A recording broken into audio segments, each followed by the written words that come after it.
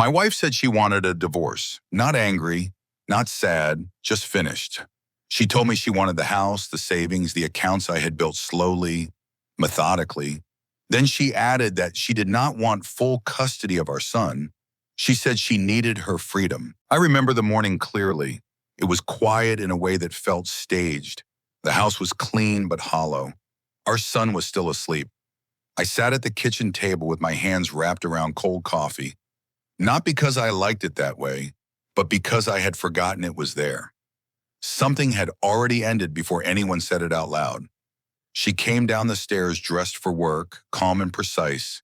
She did not look at me at first. She moved the way people do when they have already practiced the conversation in their head. When she finally spoke, her voice was level.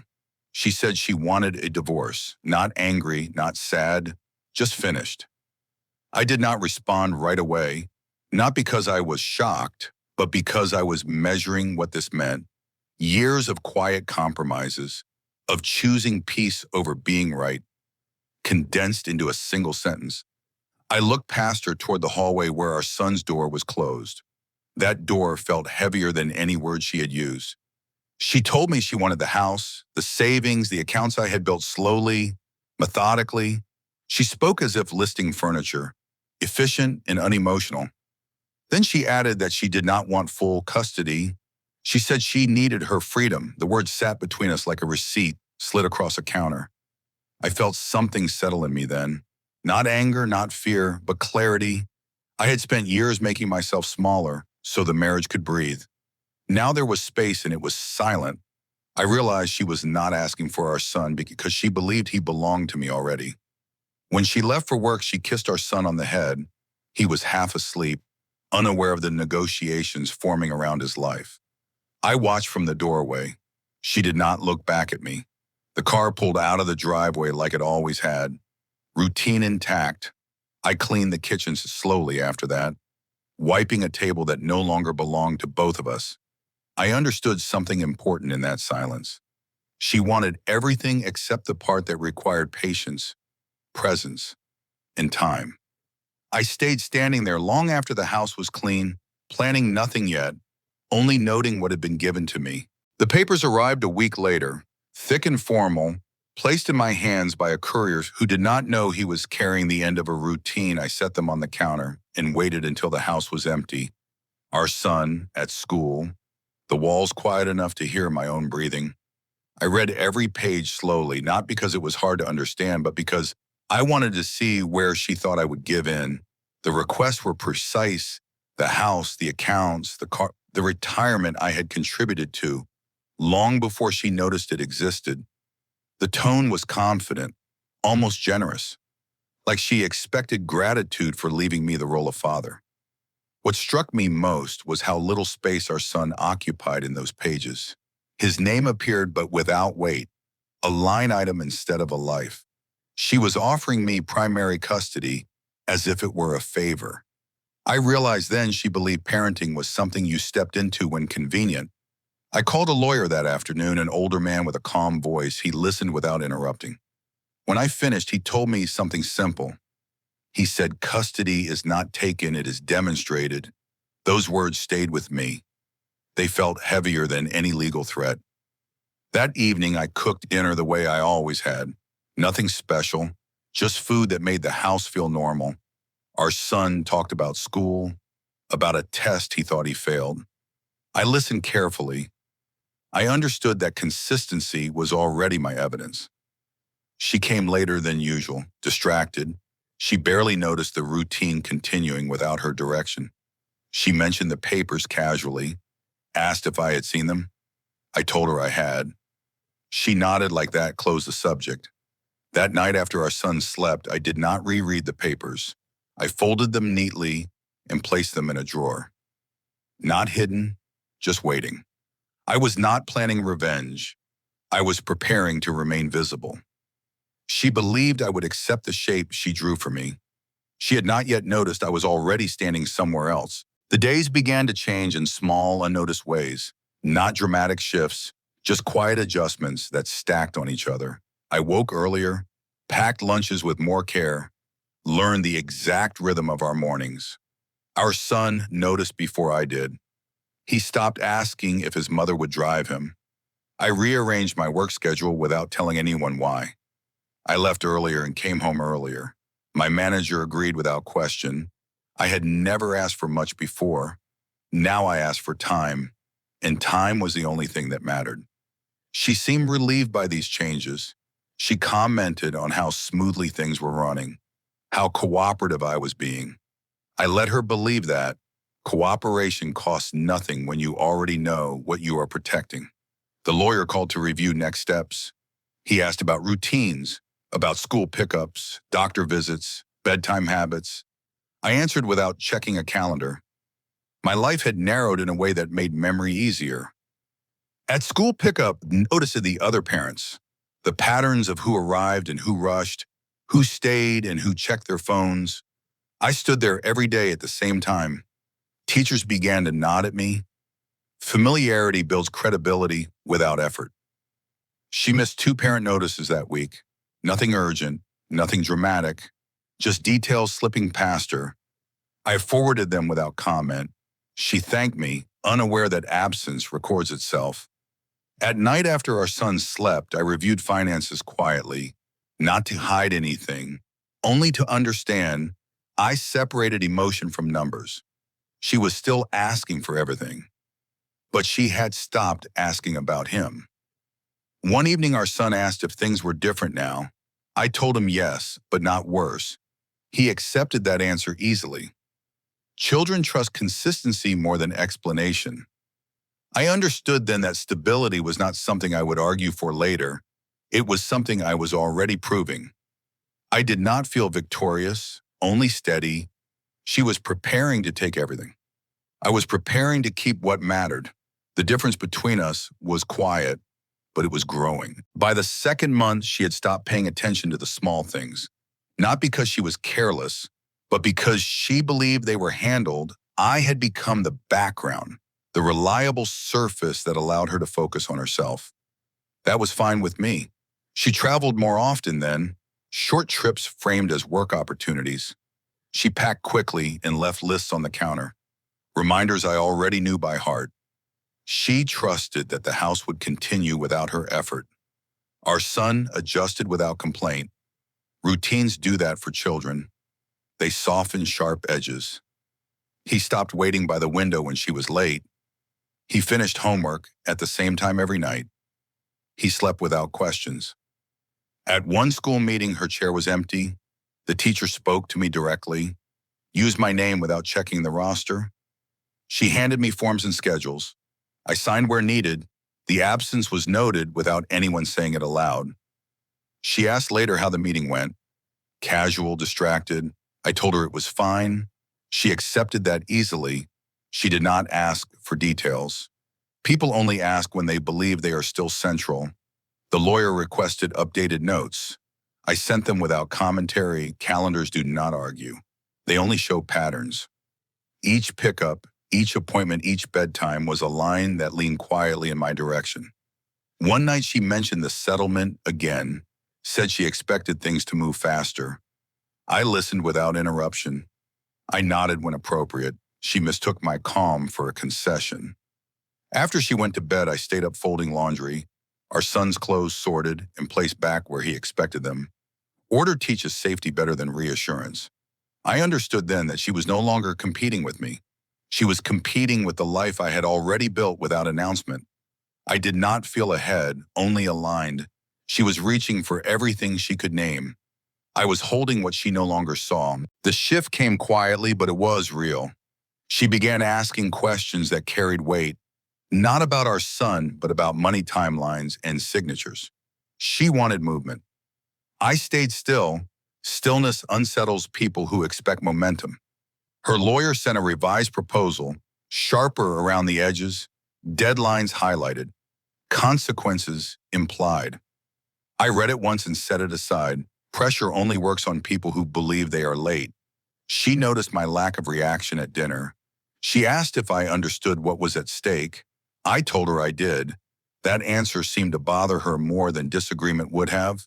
That week, she forgot a school pickup entirely. I did not remind her. I arrived as usual. Our son waved when he saw me.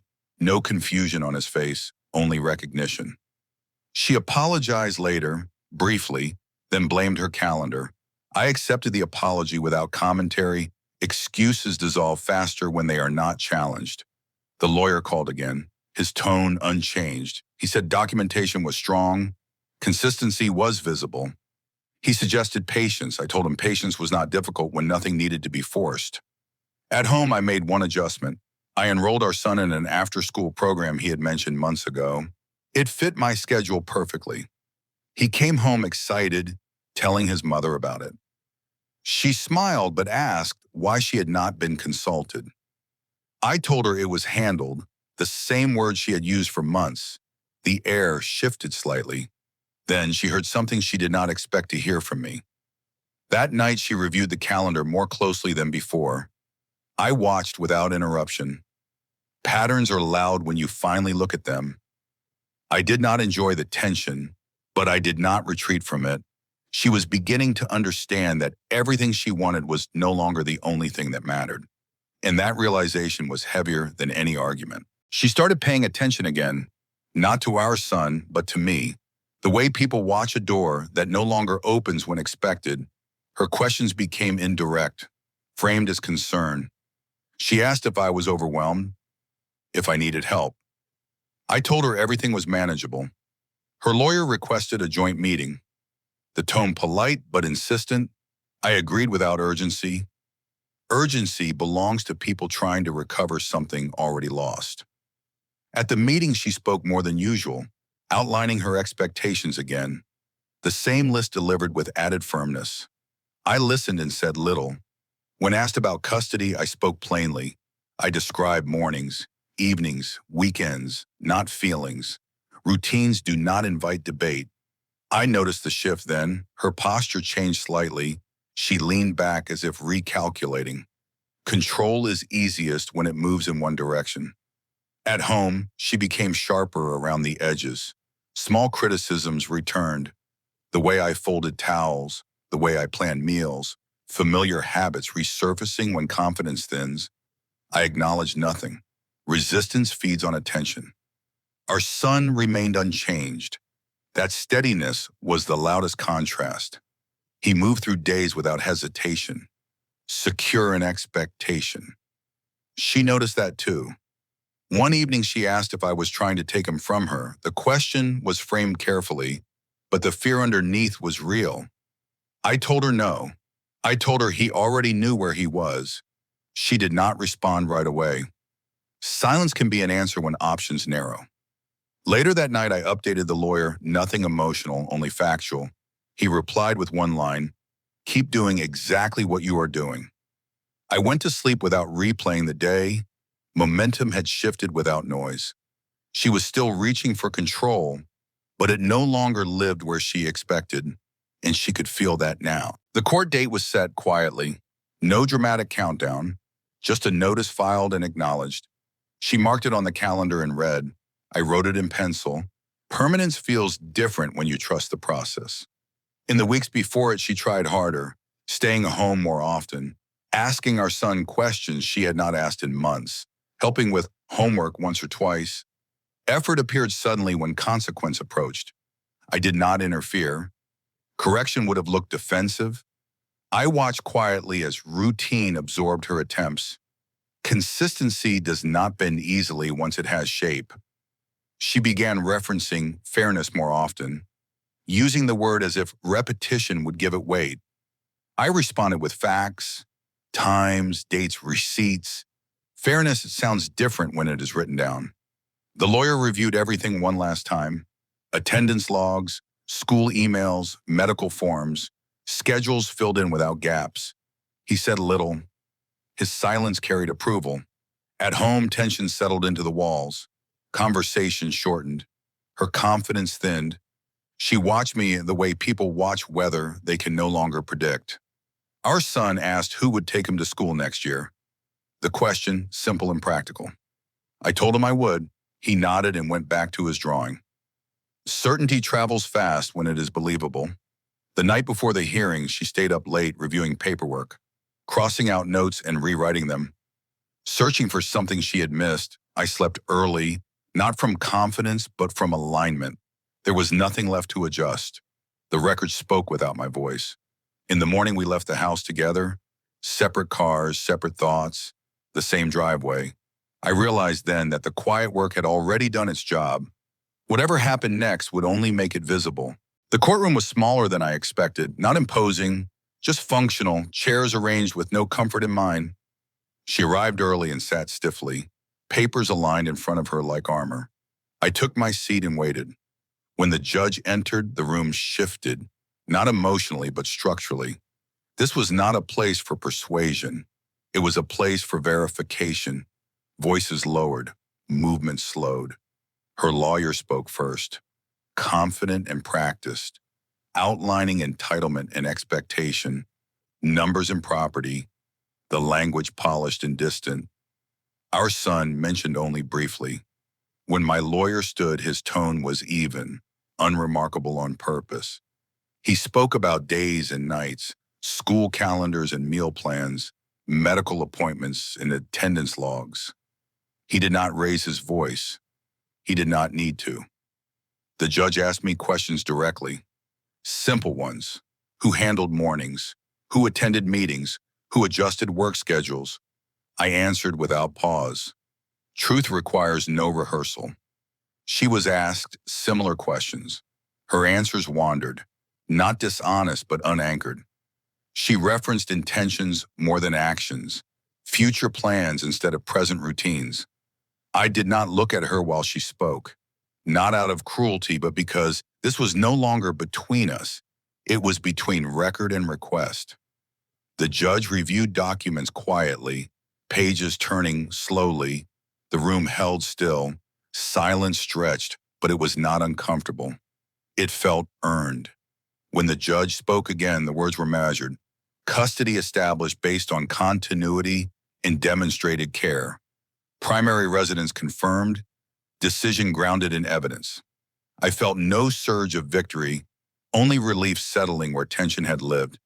She exhaled sharply beside me, the sound small but final. As we stood to leave, I understood something clearly. The room had not chosen sides. It had simply recognized what had already been true for a long time. We walked out of the building without speaking. The hallway felt longer than it had earlier, footsteps echoing in a way that made space between us visible. She checked her phone immediately, a habit returning when structure falls away. Outside, the air felt different, not lighter, just honest. She stood near her car and read the summary again, as if repetition might soften it. I waited without urgency. Nothing needed to be said. She finally spoke about compromise, about adjusting terms, her voice lower now, careful. I told her the ruling was clear. Adjustments belong to logistics, not custody. Clarity removes bargaining power. She nodded slowly, absorbing the shape of things. Control does not disappear all at once. It thins until it no longer directs. The drive home was quiet, radio off, traffic moving steadily. I thought about dinner, about homework, about the small, predictable tasks waiting. Life resumes faster than emotion expects. At home, our son was waiting with his backpack by the door. He asked how it went without looking up. I told him it was settled. He accepted that answer the way children do when it matches what they already feel. That evening, she called to discuss schedules, her tone professional now. Dates and times instead of demands. We spoke briefly and ended the call cleanly. Distance can be respectful when boundaries are clear. I updated the calendar and placed it back on the wall, its presence steady, unchanged by outcome. Structure does not celebrate. It simply continues. Later that night, I sat alone after our son slept, the house quiet again, but no longer hollow. The decision had not given me something new. It had confirmed what I had already been living. I did not feel finished, only grounded. The fight she imagined was over. The life I built had never required one. The weeks after the ruling settled into a different rhythm. Not dramatic, just cleaner. Exchanges became scheduled and brief. There was no room left for improvisation. Structure had replaced negotiation. She arrived on time for pickups now, careful and exact, her movements measured. She no longer lingered in the doorway. She thanked me for having him ready, politeness filling the space where entitlement once lived. Our son adjusted easily. Children often do when adults stop pulling at them. Transitions were smooth. Backpacks moved from one car to another without confusion. He stopped asking follow-up questions. I noticed how much quieter my own mind had become. Decisions no longer carried second-guessing. I planned weeks ahead without checking if anyone objected. The absence of resistance creates space. She attempted one conversation late one evening, framed as reflection. She spoke about how fast things had moved, how different the outcome was from what she imagined. I listened without correcting her version. When she finished, she waited. I thanked her for calling and ended it. Closure does not require agreement. At school, a teacher mentioned how consistent everything felt. Her comment casual but precise. Consistency is visible even to people who are not looking for it. One afternoon, our son asked if things were done now. I told him yes. He nodded and returned to his game. The answer fit easily into his world. That night, I stood in the kitchen again, months after that first morning. The room felt familiar but different. Not hollow, not tense, just lived in. What remained was not victory. It was ownership of my own life. She had wanted everything. What remained with me was not something she could list, and that made all the difference. People around us began to adjust before either of us said anything. Teachers spoke to me by default. Neighbors waved and asked practical questions about schedules. Life rearranges itself around what stays consistent. At school events, my presence no longer felt temporary. Chairs were pulled out for me without checking a list. Forms were handed over without hesitation. Familiarity had settled in quietly. She noticed this too, not directly, but in the way she paused when entering a room already oriented without her. Recognition can arrive without words. One afternoon, she mentioned feeling like a visitor in her own son's routine. The statement flat and unguarded. I did not respond immediately. Some realizations need room to land. When I did speak, I told her routines grow around presence, not intention. The words were simple, not sharpened. Truth does not require force. She absorbed that quietly. There was no argument left to make. Explanation loses power once patterns are clear. Our son continued as he always had, moving between days with ease. He did not carry the weight of our changes. Stability had already done its work. At work, my focus sharpened. Boundaries clean. I no longer checked my phone with apprehension. The part of life that had drained me was now contained. One evening, I reviewed old messages and drafts I had never sent. Words from a version of myself still waiting for permission. I deleted them without ceremony. What surprised me most was the absence of bitterness. I had not taken anything from her. I had simply stopped giving away what required care. The shift others noticed was not dramatic. It was grounded. Life had settled where attention lived, and it no longer drifted. The final paperwork arrived without ceremony, a thin envelope this time, light enough to miss if you were not paying attention. I signed that where required and placed it back in the mail, the process ending the same way it had unfolded. Quietly, there was no celebration, no feeling of triumph, just a steady sense of alignment. Mornings continued as they always had, lunches packed, backpacks checked, the rhythm uninterrupted. She adjusted fully then, conversations focused only on logistics, times confirmed and respected. There was distance but no hostility. Boundaries had done their work. Our son grew without noticing the absence of conflict. His days smooth and predictable. He talked about friends and plans, not courtrooms or schedules. Stability had become invisible. One evening he asked if I was happy now, the question simple and unguarded. I told him yes, not because everything was perfect, but because nothing felt pulled apart anymore. Later that night, I stood outside for a moment. The house lit behind me, the street quiet. I realized the revenge she feared had never arrived. What happened instead was quieter and more complete. She had wanted everything she could count. Property accounts, freedom. What remained with me was not measurable. It was time, presence, continuity. I did not win by taking, I won by staying. By doing the work that does not announce itself, dignity does not raise its voice, it simply endures. This was the end of the story others expected, and the beginning of the life I had already been living.